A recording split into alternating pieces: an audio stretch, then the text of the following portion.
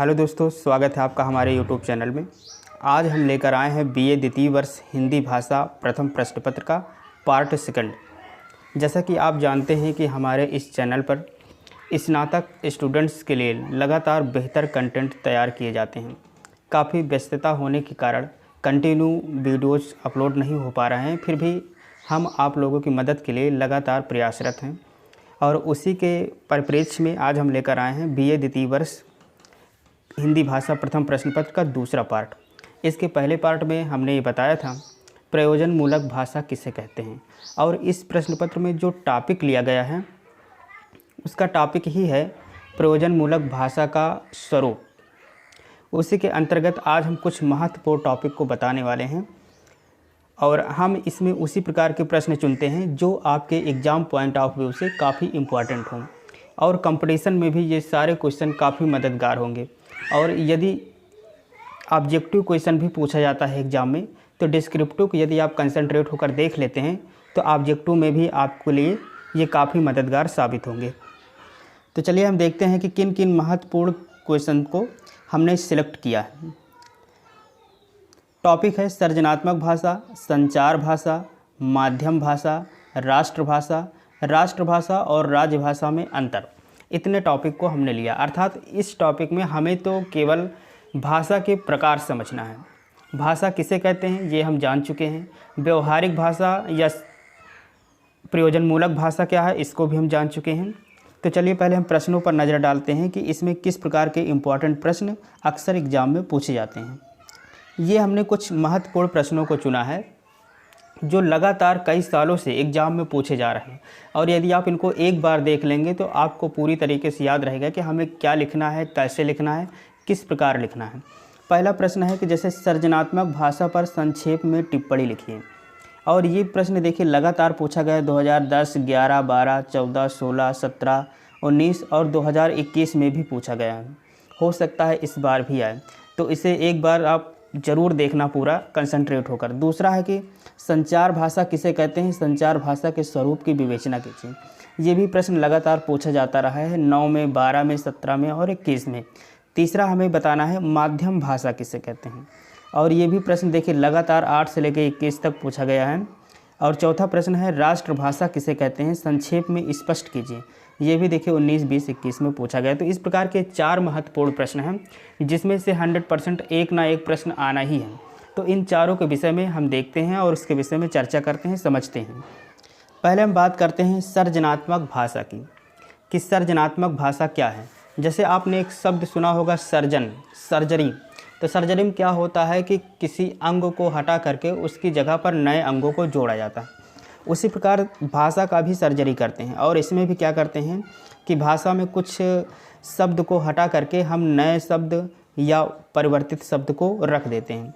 तो ऐसी भाषा को हम क्या कहते हैं, सृजनात्मक भाषा। देखिए जैसे कभी कभी ये जो मेल जोल की भाषा आई है, हिंदी प्लस इंग्लिश प्लस उसमें संस्कृत भी जुड़ जाता है या उर्दू भी जुड़ जाता है, तो हम लोग क्या करते हैं कि कुछ जो कठिन शब्द हमको हिंदी में लगते हैं उसकी जगह पर इंग्लिश के वर्ड जोड़ देते हैं, और इंग्लिश में जो कठिन लगते हैं उसकी जगह पर हिंदी जोड़ देते हैं।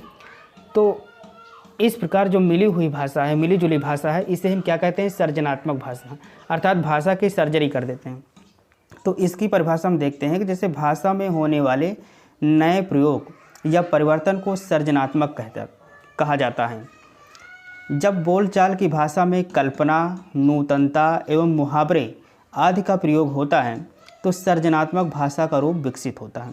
यह एक मानसिक संक्रिया है जो भौतिक परिवर्तनों को जन्म देती है। इसे हम अपने हिसाब से परिवर्तित कर लेते हैं। हालांकि साहित्यिक भाषा में ऐसा नहीं होता है, लेकिन इसके अंतर्गत हम व्यवहारिक भाषा पढ़ रहे हैं, तो व्यवहारिक भाषा को तो हम सर्जन कर सकते हैं। अगर हमें हिंदी वर्ड कठिन लग रहा है तो उसकी जगह पे इंग्लिश का प्रयोग कर सकते हैं। तो सृजनात्मक भाषा क्या है, इसके अंतर्गत हमने यही सीखा। पहले तो हम ये सीखते हैं कि सृजनात्मक भाषा का मतलब सर्जन करते हैं, अर्थात भाषा में कुछ शब्दों को हटा करके नए शब्द को जोड़ देना सृजनात्मक भाषा कहलाता है। अब भाषा में होने वाले नए प्रयोग या परिवर्तन को सृजनात्मक कहा जाता है। भाषा का प्रयोजन संप्रेषण या विचारों का आदान प्रदान होता है। ये तो हम जानते हैं कि भाषा का मतलब ये होता है कि अपने विचारों का आदान प्रदान करना, संप्रेषण करना। जो व्यक्ति संप्रेषण के प्रयोजन से भाषा का प्रयोग करता है उसे भाषा के सभी नियमों का पालन करना होता है। वक्ता भाषा का प्रयोग करके अपनी बात को कहता है और लेखक लिखकर पाठकों तक पहुंचाता है। तो हम ये तो जानते हैं कि जो भाषा का प्रयोजन है वो अपने विचारों का आदान प्रदान करने के लिए है। किसी भी भावनाओं को, किसी भी विचार को यदि संप्रेषित करना है तो हम भाषा का ही सहारा लेंगे। उसमें स्पष्टता और मौलिकता रहती है और जो कुछ हम कहना चाहते हैं वो ठीक ठीक अगला समझ जाता है। यदि भाषा को माध्यम न बनाए तो कैसे समझेगा। इसके बाद हम देखते हैं कि जो भारतीय आर्य भाषाएं हैं उसमें हिंदी सर्वाधिक लोगों द्वारा बोली, समझी एवं प्रयोग की जाने वाली भाषा है। अपने देश में अधिकांश लोगों द्वारा जो भाषा प्रयोग में लाई जाती है वो हिंदी ही है। हिंदी का प्रयोग देश एवं विदेश दोनों में होता है। हिंदी को राष्ट्रभाषा के साथ ही साथ संविधान द्वारा राजभाषा का गरिमामय पद भी प्राप्त है। विस्तृत भौगोलिक क्षेत्र में प्रयोग होने से इसमें विविधता का होना स्वाभाविक ही नहीं बल्कि अनिवार्य है। भाषाओं में निरंतर परिवर्तन होने से शब्दों की संख्या घट बढ़ जाती है। घटी बढ़ी के पीछे अनेक कारण होते हैं। जैसे बहुत से शब्द ऐसे होते हैं जिनका संस्कृत रूप ही ग्रहण किया गया। भाषा का सृजनात्मक प्रयोग कई विधाओं जैसे कविता, कहानी, नाटक, निबंध, संस्मरण आदि में होता है। जो सृजनात्मक भाषा का प्रयोग होता है विशेष तौर पर कुछ मुख्य विधाएं होती हैं। जैसे कविता, क्योंकि कविता में हम देखते हैं कि उसमें तुक मिलाना पड़ता है, इसलिए अगर एक शब्द हिंदी का है और दूसरा इंग्लिश से भी तुक मिले तो हम उसे लगा देते हैं, क्योंकि हमें कविता बनानी है, उसमें एक लय लानी है। यही काम कहानी में होता है। कहानी में भी हम सृजनात्मक भाषा का प्रयोग करते हैं, कहीं हिंदी, कहीं इंग्लिश, तो कहीं तत्सम, कहीं संस्कृत, इस तरीके से हम प्रयोग करते हैं। और नाटक, निबंध में भी यही हाल होता है। संस्मरण में भी यही होता है। सृजनात्मकता में कभी कभी प्रादेशिक बोलियों का प्रभाव भी पड़ जाता है। जो हम क्षेत्र में यूज करते हैं कभी कभी उन बोलियों का भी प्रभाव पड़ जाता है। जैसे हिंदी पर पंजाबी भाषा का प्रभाव पड़ने से हमको जाना है, एक सेंटेंस होता है हमको जाना है, ये हिंदी में है, लेकिन जब पंजाबी भाषा में इसी को हम बोलते हैं तो हम ये बोलते हैं कि हमने जाना है, में परिवर्तित हो जाता है। तो इस प्रकार प्रादेशिक भाषा का भी प्रभाव पड़ता है सृजनात्मकता में कभी कभी, कि इस क्षेत्र की भाषा दूसरे क्षेत्र में बोल दी जाती है। इसके बाद अगली भाषा जो हमको सीखना है वो हमें सीखना है संचार भाषा। संचार मतलब कम्युनिकेशन। अपनी बात को किसी के तक पहुंचाने के लिए जो माध्यम यूज करते हैं उसे हम संचार माध्यम कहते हैं, और उसके लिए जो भाषा यूज करते हैं उसे संचार भाषा कहते हैं। तो ऐसी भाषा जिनके माध्यम से हम अपने विचारों एवं बातों को दूसरों तक पहुंचाते हैं संचार भाषा कहलाती हैं। अब इस संचार भाषा में भी हम व्यवहारिक भाषा ही प्रयोग करते हैं। मानवीय सभ्यता की विस्तार का प्रमुख आधार संप्रेषण है। जन्म लेते ही शिशु अपने सर्वाधिक निकट पारिवारिक सदस्य जैसे माता पिता के साथ भावनाओं का संप्रेषण प्रारंभ कर देता है, क्योंकि संप्रेषण ही हमारे विचारों को एक दूसरे तक पहुंचाने का प्रमुख आधार है। एक शिशु भी जब जन्म लेता है तो बिल्कुल छोटा, उसे भाषा के विषय में कुछ ज्ञान नहीं होता है, लेकिन फिर भी अपनी भावनाओं को प्रदर्शित करने के लिए संप्रेषण प्रारंभ कर देता है। हालांकि उसके पास भाषा अर्जन नहीं होता है, तो उसके अभाव में वो जो संप्रेषण करता है विभिन्न भाव भंगिमाओं जैसे रोकर, हंसकर, हाथ पैर हिलाकर करता है। इसी प्रकार जो लोग बोल भी नहीं पाते हैं वो भी संप्रेषण करते हैं विभिन्न संकेतों के माध्यम से। तो भावों के संचार या संप्रेषण भाषिक रूप से दो रूपों में होता है, लिखित एवं मौखिक। वर्तमान युग कंप्यूटर का युग है, जो संचार का सबसे अच्छा माध्यम भी माना जाता है, जिसके माध्यम से हम एक स्थान पर बैठे बैठे विश्व के कोने कोने की जानकारी प्राप्त कर लेते हैं।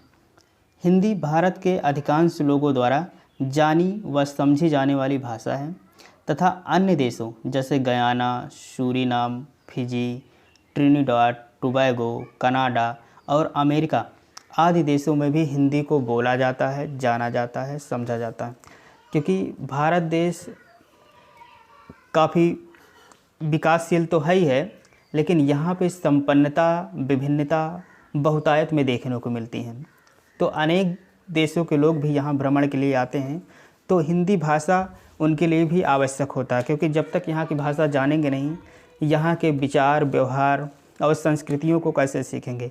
तो कई विदेशों में भी हिंदी भाषा को काफ़ी सम्मान मिलता है, जैसे Guyana, Suriname, Fiji, Trinidad, Tobago, Canada, America आदि ऐसे देश हैं जहाँ हिंदी को समझा जाता है। विभिन्न संचार माध्यमों में भी हिंदी भाषा ही प्रयोग में लाई जाती है, जैसे आकाशवाणी और हिंदी। आकाशवाणी मतलब रेडियो। दूसरा, दूरसंचार और हिंदी। दूरसंचार में भी हम हिंदी का ही प्रयोग करते हैं। तीसरा है कंप्यूटर, इंटरनेट में भी हिंदी। और चौथा, दूरदर्शन में भी हिंदी। तो इस प्रकार संचार में भी हम हिंदी भाषा का ही प्रयोग करते हैं, लेकिन इसमें हमको बस यही लिखना है, यही समझना है कि संचार भाषा कहते किसे हैं। तो जब हम अपने बातों, विचारों, भावनाओं को एक स्थान से दूसरे स्थान पर दूसरे किसी व्यक्ति के पास पहुंचाते हैं, तो जिस माध्यम से पहुंचाते हैं उसे तो संचार माध्यम कहते हैं, लेकिन जिस भाषा का प्रयोग करते हैं पहुंचाने में, उसे संचार भाषा कहते हैं। तो संचार भाषा भी एक व्यवहारिक ही है, प्रयोजनमूलक ही है। बस उसमें हमें यही समझना था कि संचार भाषा क्या है। अगली हेडिंग है माध्यम भाषा। भाषा विचार विनिमय का सशक्त तथा सार्थक माध्यम है। जो माध्यम भाषा है वो भी एक भाषा है, हिंदी भाषा। तो भाषा क्या है? विचार विनिमय का सशक्त तथा सार्थक माध्यम है। जिन ध्वनि चिन्हों द्वारा मनुष्य परस्पर विचार विनिमय करता है उनको समष्टि रूप से भाषा कहते हैं। अपनी भाषा को माध्यम बनाकर की जाने वाली भाव अभिव्यक्ति सुस्पष्ट और मौलिक होती है। ऐसी मौलिकता शिक्षा और जीवन के गतिशील पथ पर अपनी पहचान छोड़ती है। हिंदी का प्रयोग भारतवर्ष के अधिकांश लोग करते हैं, इसलिए यदि शिक्षा का माध्यम हिंदी बनाया जाए तो देश को दिशा मिलेगी, एक नई राह मिलेगी। इस विषय में शासन, शिक्षा संस्थाओं द्वारा और व्यक्तिगत रूप से भी प्रयास किए जा रहे हैं कि जो हमारा माध्यम है, जिस माध्यम से हम अपनी शिक्षा, विज्ञान की शिक्षा, वाणिज्य की शिक्षा, तकनीकी शिक्षा को प्रसारित करना चाहते हैं, तो उसे यदि हम अपने हिंदी भाषा में प्रसारित करें तो एक अलग छाप छोड़ेगी, उसका एक अलग विकास होगा। तो विज्ञान, विधि, वाणिज्य, पर्यावरण आदि विषयों में हिंदी को माध्यम बनाने के लिए शासन द्वारा पुस्तकें लिखवाई जा रही हैं। साथ ही ऐसे उत्साही लेखकों को प्रतिवर्ष पुरस्कृत करने की भी योजना चल रही है जो हिंदी भाषा को बढ़ावा दें, क्योंकि हम जानते हैं कि हमारे देश में अधिकांश लोग हिंदी भाषा को ही बोलते हैं और समझते हैं। इसलिए यदि हम कोई भी ज्ञान देना चाहते हैं किसी भी क्षेत्र का, तो उसमें हमें ज़्यादा से ज़्यादा हिंदी भाषा का ही प्रयोग करना चाहिए। और जो ऐसा कर रहे हैं उनको भारत सरकार प्रतिवर्ष पुरस्कृत करने की योजना भी बना रही है। तो विविध ज्ञानार्जन का माध्यम भी हिंदी भाषा ही है। भाषा सामान्य व्यवहार के माध्यम के साथ विविध ज्ञान विज्ञान के ज्ञानार्जन का माध्यम है।